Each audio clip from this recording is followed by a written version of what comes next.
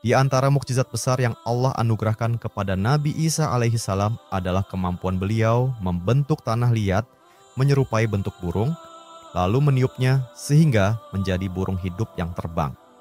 Peristiwa menakjubkan ini terjadi di hadapan Bani Israel, termasuk orang-orang Yahudi pada masa itu.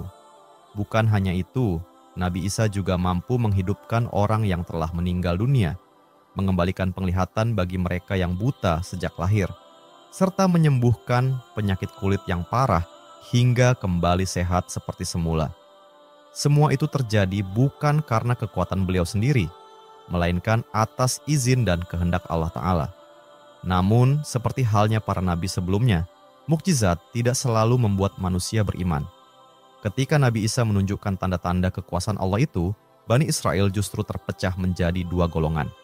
Golongan pertama adalah orang-orang Yahudi yang sudah ada sejak sebelum kelahiran Nabi Isa. Mereka menolak kebenaran beliau dan menuduh semua mukjizat Nabi Isa hanyalah sihir belaka. Sedangkan golongan kedua adalah orang-orang yang beriman kepada Nabi Isa. Mereka meyakini bahwa semua mukjizat Nabi Isa itu datang dari Allah dan Nabi Isa adalah seorang Rasul Allah. Mereka tinggal di daerah Nasirah yang terletak di wilayah Syam, sehingga disebut Nasara. Disinilah nama Nasrani bermula, bukan dari hubungan ketuhanan, namun dari nama kota dan identitas pengikut awal Nabi Isa alaihissalam. Nabi Isa alaihissalam terus berdakwah, menyeru kaumnya agar beriman kepada Allah dan mengikuti jalan kebenaran. Namun di antara orang-orang Nasara, ada yang taat dan sungguh-sungguh beriman, namun ada juga yang membangkang. Maka pada suatu hari, Nabi Isa alaihissalam memerintahkan mereka untuk berpuasa selama 30 hari penuh. Perintah ini disebutkan secara panjang lebar oleh para ulama, di antaranya Ibnu Katsir rahimahullah dalam tafsirnya, dan juga dalam Al-Bidayah wan Nihayah. Orang-orang Nasara pun melaksanakan perintah Nabi Isa alaihissalam.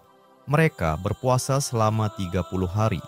Mereka beribadah, menahan diri dari makan dan minum, hingga akhirnya sampailah di hari terakhir puasa tersebut.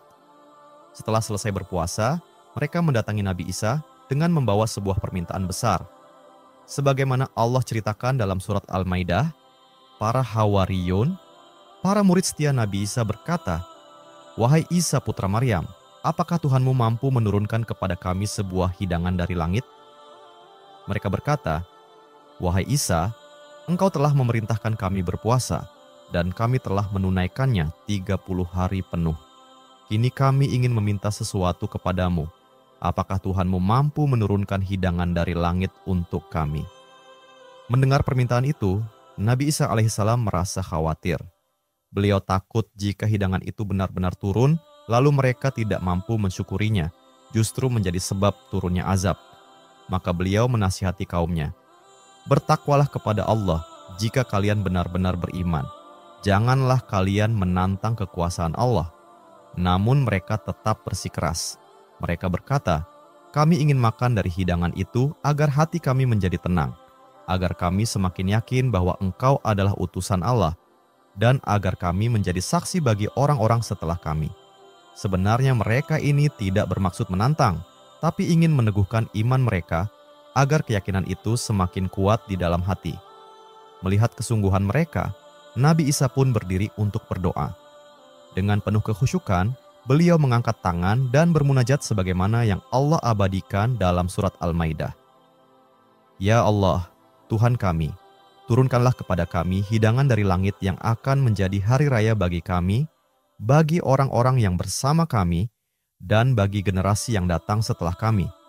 Jadikanlah itu sebagai tanda kebesaran-Mu dan berilah kami rezeki, karena Engkau sebaik-baik pemberi rezeki." Itulah doa Nabi Isa yang luar biasa, doa yang menunjukkan ketundukan, kerendahan hati, dan keyakinan penuh kepada Allah Ta'ala.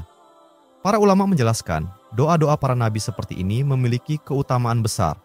Tidak ada perintah khusus agar kita menirukannya, tetapi juga tidak ada larangan untuk membacanya.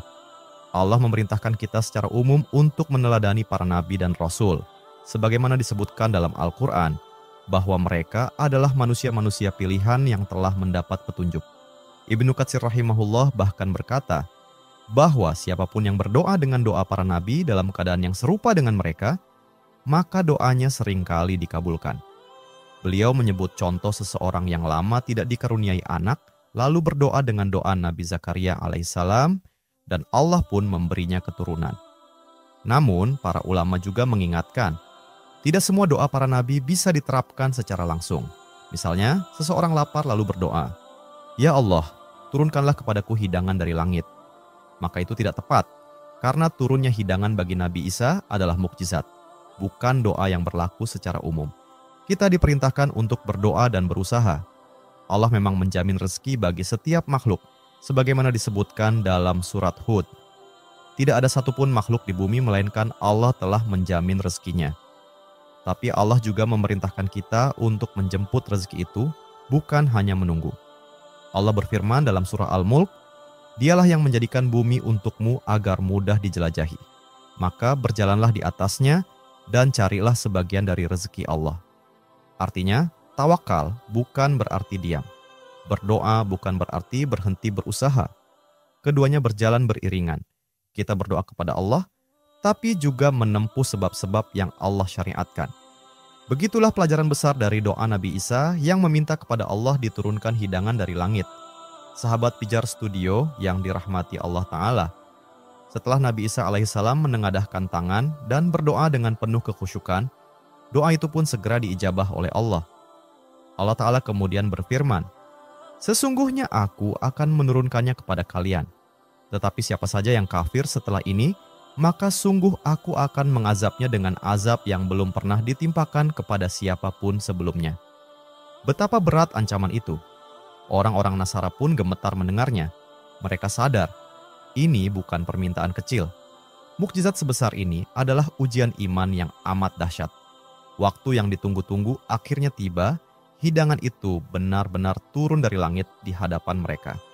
Sebuah peristiwa luar biasa yang belum pernah disaksikan manusia sebelumnya. Para ahli tafsir menyebutkan, hidangan tersebut berisi 7 ekor ikan paus hut dan 7 potong roti yang besar. Ada pula yang menambahkan, di atasnya terdapat buah-buah delima dan berbagai buah-buahan lain yang harum semerbak. Bahkan, dari kejauhan saja, aromanya sudah membuat siapapun ingin mendekat dan mencicipinya. Ketika hidangan itu telah terhampar di hadapan mereka, para pengikut Nabi Isa atau orang-orang Nasara, mereka pun terpana melihatnya. Mereka memandang penuh takjub, tak percaya bahwa sesuatu yang begitu indah dan lezat benar-benar turun dari langit. Namun tiba-tiba muncul rasa takut di hati mereka. Mereka menatap Nabi Isa dan berkata dengan ragu, "Wahai Isa, silakan engkau makan lebih dulu. Kami khawatir terjadi sesuatu pada hidangan ini." Mereka takut kalau hidangan itu mengandung ujian atau sesuatu yang tidak mereka ketahui. Namun Nabi Isa menjawab dengan tenang, penuh hikmah, Tidak bisa. Kalianlah yang memintanya. Maka kalianlah yang seharusnya makan terlebih dahulu." Nabi Isa sendiri tidak tahu apa yang akan terjadi selanjutnya. Beliau hanya seorang hamba Allah dan Rasul-Nya yang berdoa sesuai permintaan kaumnya dan tidak melampaui batas pengetahuannya. Setelah hidangan itu turun dari langit dan disaksikan oleh banyak orang, Nabi Isa alaihissalam pun mengundang semua orang untuk datang menyaksikan dan menikmati nikmat besar tersebut. Beliau tidak membedakan siapapun. Semua dipanggil, baik yang kaya maupun miskin, yang sehat maupun yang sakit. Di antara mereka datanglah orang-orang fakir miskin yang hidupnya serba kekurangan. Mereka datang dengan wajah penuh harap. Sebagian bahkan tidak tahu bahwa makanan yang dihidangkan itu adalah mukjizat dari langit. Mereka hanya tahu ada makanan yang bisa mengenyangkan dan menghapus lapar mereka. Di antara para tamu itu juga terdapat orang-orang yang sakit.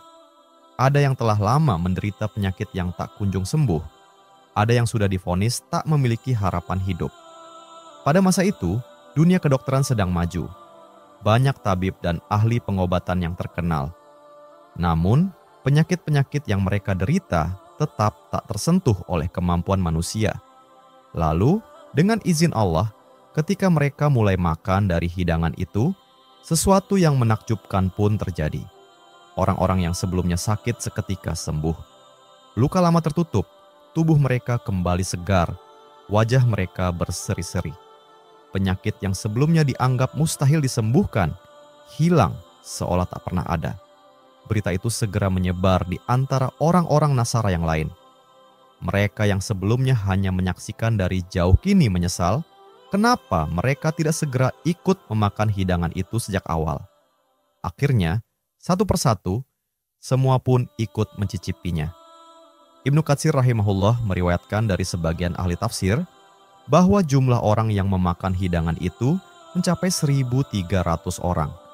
Dan yang menakjubkan, hidangan itu tidak pernah berkurang sedikit pun. Orang yang datang terakhir mendapati hidangan itu sama utuhnya dengan saat pertama kali diturunkan. Roti-roti itu tetap hangat, ikan-ikan itu tetap segar, dan buah-buahannya tetap harum dan manis, seolah-olah tidak pernah tersentuh. Para ulama tafsir kemudian berselisih pendapat tentang kisah hidangan yang turun dari langit ini. Sebagian ulama berpendapat bahwa peristiwa ini hanya terjadi satu kali saja, sebagai tanda kebesaran Allah dan bukti kerasulan Nabi Isa alaihissalam.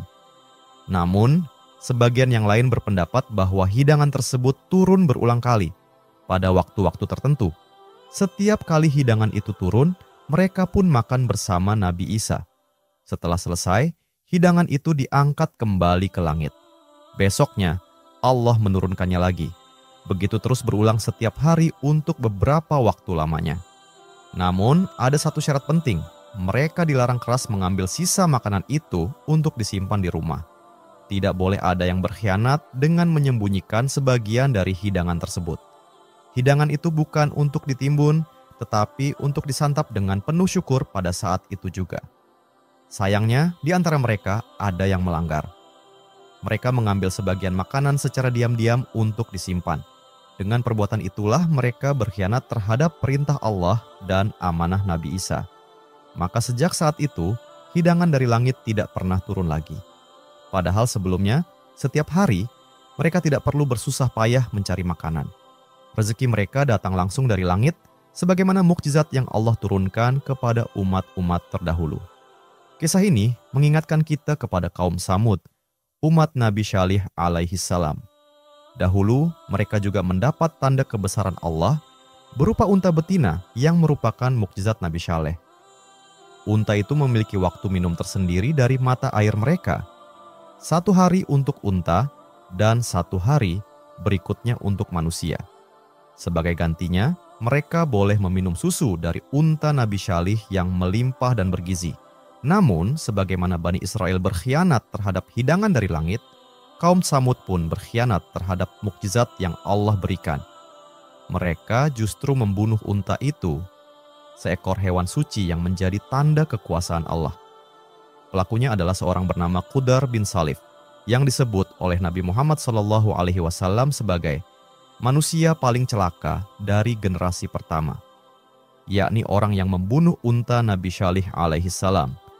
Dan Rasulullah juga bersabda bahwa manusia paling celaka dari generasi terakhir umat ini adalah Abdurrahman bin Muljam al-Muradi, orang yang membunuh Ali bin Abi Thalib radhiyallahu anhu, sahabat pijar studio yang dirahmati Allah Ta'ala.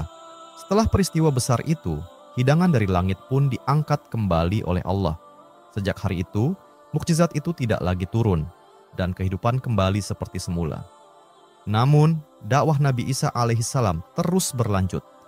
Hingga pada suatu hari, Allah menurunkan kitab Injil kepada Nabi Isa alaihissalam sebagai wahyu dan petunjuk bagi Bani Israel. Sebelum itu, Nabi Isa telah mempelajari kitab Taurat sebagaimana para nabi setelah Nabi Musa alaihissalam. Taurat adalah kitab suci yang menjadi pedoman hukum dan perjanjian lama bagi Bani Israel, dan semua nabi setelah Musa mengenalnya serta mengamalkannya. Ketika Nabi Isa berusia sekitar 30 tahun, Allah memberikan wahyu kepadanya berupa kitab Injil. Dalam kitab itu terdapat syariat baru yang menghapus sebagian aturan dari Taurat.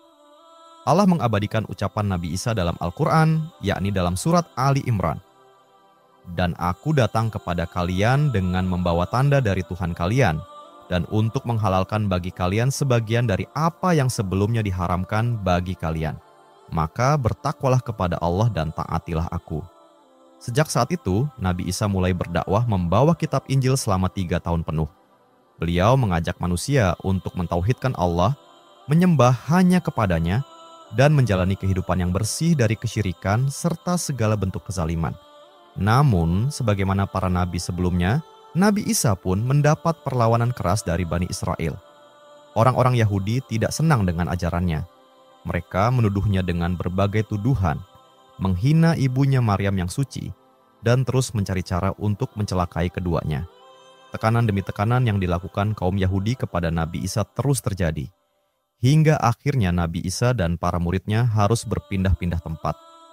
Dari Bethlehem, beliau berpindah ke Ramallah, kemudian ke Damaskus, lalu ke berbagai wilayah lainnya untuk melanjutkan dakwah. Namun, kebencian orang-orang Yahudi semakin menjadi-jadi. Mereka bersekongkol untuk menangkap dan membunuh Nabi Isa, hingga akhirnya beliau berada di Baitul Maqdis, di sebuah rumah sederhana, tempat di mana orang-orang Yahudi telah mengepung dan bertekad untuk menghabisinya. Namun di tempat itu orang-orang Yahudi tidak mampu membunuh Nabi Isa alaihissalam secara langsung, sebab banyak di antara orang-orang Nasara atau Nasrani yang membelanya. Akhirnya orang-orang Yahudi pun menempuh jalan lain. Mereka menyusun fitnah dan provokasi yang licik.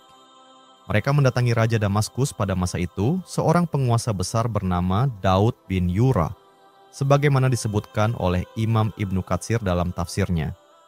Pada masa itu, Damaskus adalah pusat pemerintahan wilayah Syam, dan Palestina termasuk Baitul Maqdis masih berada di bawah kekuasaan Syam.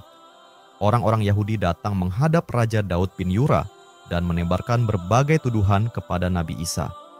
Mereka berkata dengan penuh kebohongan, "Wahai Raja, di wilayah Palestina ada seorang laki-laki yang menyesatkan rakyatmu. Ia menipu orang banyak, mengaku sebagai utusan Tuhan, bahkan mengaku bisa menghidupkan orang mati dan menyembuhkan penyakit. Padahal semua itu hanyalah sihir." Ujaran dusta dan provokasi mereka begitu meyakinkan hingga membangkitkan amarah sang raja. Padahal Raja Damaskus itu bukan seorang yang beriman kepada Allah, melainkan seorang penyembah benda-benda langit, penyembah bintang dan rasi-rasi langit, sebagaimana dijelaskan oleh Ibnu Katsir, min ubadil kawakib, penyembah bintang-bintang. Agama mereka dikenal sebagai agama Yunani kuno yang menjadi akar dari filsafat Yunani. Dari keyakinan itulah lahir tokoh-tokoh seperti Aristoteles dan para filsuf lainnya. Mereka mempercayai bahwa bintang-bintang di langit memiliki kekuatan ilahi yang mengatur kehidupan di bumi. Kaum seperti inilah yang oleh sebagian ulama disebut Syabi'un, para penyembah benda-benda langit. Menariknya, tanah Syam tempat mereka berdiam adalah wilayah yang dahulu pernah dilewati oleh Nabi Ibrahim alaihissalam ketika beliau hijrah meninggalkan Kufah dan Babilonia menuju Baitul Maqdis. Dan di tanah yang sama itu pula, ribuan tahun setelahnya terjadi peristiwa besar yang menimpa Nabi Isa alaihissalam. Sahabat Pijar Studio yang dirahmati Allah Ta'ala. Karena jarak antara Damaskus dan Baitul Maqdis cukup jauh, maka Raja Daud bin Yura memerintahkan gubernurnya di Baitul Maqdis untuk menindak Nabi Isa dan para muridnya. Raja Daud bin Yura yang telah terprovokasi kemudian memerintahkan kepada gubernurnya di Baitul Maqdis, "Tangkap Isa bin Maryam. Ia menyesatkan rakyat dan menantang kekuasaan." Gubernur itu pun segera bergerak bersama pasukan dan dibantu oleh orang-orang Yahudi. Mereka menuju rumah tempat Nabi Isa dan para muridnya yang dikenal dengan sebutan Hawarion yang sedang berkumpul pada malam itu. Malam itu adalah malam yang sunyi, malam setelah sholat Isya. Malam yang akan menjadi saksi atas peristiwa besar, yaitu pengangkatan Nabi Isa alaihissalam ke langit, sekaligus permulaan kesesatan besar orang-orang Yahudi yang menuduh bahwa beliau telah disalib. Sahabat Pijar Studio yang dirahmati Allah Ta'ala. Di dalam rumah itu, Nabi Isa alaihissalam sedang bersama 12 muridnya yang dikenal sebagai Hawarion. Mereka duduk mendengarkan pelajaran dari sang Nabi dengan hati penuh ketenangan. Namun pada malam itu, rumah yang Nabi Isa dan muridnya tempati ternyata telah dikepung oleh orang-orang Yahudi yang bersekongkol dengan penguasa Baitul Maqdis. Mereka datang dengan kemarahan dan rencana jahat untuk menangkap dan membunuh Nabi Isa. Nabi Isa menyadari keadaan itu. Ia tahu pintu-pintu rumah telah tertutup dan tidak ada lagi jalan keluar. Namun, Allah tidak membiarkan para utusannya dikuasai oleh tangan-tangan zalim. Saat itulah wahyu Allah turun kepada Nabi Isa. Sebagaimana dikisahkan dalam surat An-Nisa, Allah mengilhamkan kepadanya untuk berbicara kepada para muridnya. "Wahai murid-muridku, siapakah di antara kalian yang bersedia wajahnya diserupakan dengan wajahku, lalu ia menanggung akibatnya, dan sebagai balasannya, ia akan menjadi pendampingku di surga." Suasana hening. Semua murid Nabi Isa terdiam. Mereka tahu, siapapun yang menyerupai Nabi Isa malam itu akan ditangkap, bahkan kemungkinan besar dibunuh. Namun dari antara mereka, salah seorang pemuda berdiri dengan keberanian yang luar biasa. Ia berkata dengan penuh keyakinan bahwa ia siap. Nabi Isa lalu mengulangi ucapannya 3 kali lagi untuk memastikan sang pemuda benar-benar paham risiko besar yang akan ia tanggung. Tetapi setiap kali Nabi Isa mengulangi pertanyaannya, pemuda itu tetap berdiri teguh. Ia tidak mundur sedikit pun. Nabi Isa menatap pemuda itu dengan penuh haru. Lalu beliau berdoa kepada Allah. Maka dalam sekejap, wajah pemuda itu diserupakan dengan wajah Nabi Isa alaihissalam. Dan seketika itu juga, Nabi Isa tertidur. Bukan tidur biasa, melainkan tidur yang menjadi awal pengangkatan beliau ke langit. Ketika Nabi Isa tertidur, tiba-tiba atap rumah terbuka, seakan terbelah dari tengah. Dari celah itu, cahaya lembut turun dan Nabi Isa diangkat Allah ke langit dengan penuh kemuliaan dalam keadaan tenang dan damai. Tubuh dan ruhnya diangkat secara sempurna, diselamatkan dari tipu daya musuh-musuhnya. Inilah makna firman Allah Ta'ala dalam surat Ali Imran ayat 55. Ingatlah ketika Allah berfirman, "Wahai Isa putra Maryam, sesungguhnya aku akan mewafatkanmu, menidurkanmu, dan mengangkatmu kepadaku, serta membersihkanmu dari orang-orang kafir, dan menjadikan orang-orang yang mengikutimu di atas orang-orang kafir hingga hari kiamat." Para ahli tafsir seperti Imam Ibnu Katsir menjelaskan bahwa kata mewafatkanmu dalam ayat tersebut bukan berarti mematikan Nabi Isa. Maksudnya adalah Allah menidurkan beliau. Nabi Isa tidak wafat saat itu dan hingga hari ini beliau masih hidup. Beliau hidup di sisi Allah, namun berada dalam alam dan dimensi yang berbeda dari dunia manusia, yaitu di langit, dalam keadaan mulia dan dijaga oleh Allah. Setelah Nabi Isa alaihissalam diangkat oleh Allah ke langit, orang-orang Yahudi dan pasukan penguasa Baitul Maqdis masuk ke rumah itu. Mereka tidak mengetahui apa yang baru saja terjadi. Yang mereka lihat hanyalah seorang murid Nabi Isa yang wajahnya telah Allah buat mirip dengan wajah Nabi Isa sendiri. Tanpa menyadari kebenarannya, mereka menangkap pemuda itu. Mereka yakin bahwa dialah Nabi Isa.